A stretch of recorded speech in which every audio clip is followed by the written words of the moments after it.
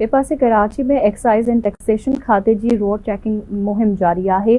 26,000 खां वधीक गाड़ियूं चेक कई वयूं आहिनि। टैक्स जी मद में 1 करोड़ 57 लख रुपया वसूल किया विया। 27 अक्टूबर खां हेल ताईं सिंध में 26,716 गाड़ियूं चेक कई वयूं। मोटरसाइकिल रजिस्ट्रेशन टैक्स ऐं डंडनि जी मद में 1 करोड़ 57,57,997 रुपया वसूल किया विया। कराची डिवीजन में 9,146 गाड़ियूं चेक कई वयूं। 55,59,183 रुपया टैक्स वसूल कयो वियो। हैदराबाद डिवीजन में 6,299 गाड़ियूं चेक कई वयूं। टैक्स ऐं डंडनि जी मद में 29,32,398 रुपया वसूल किया विया।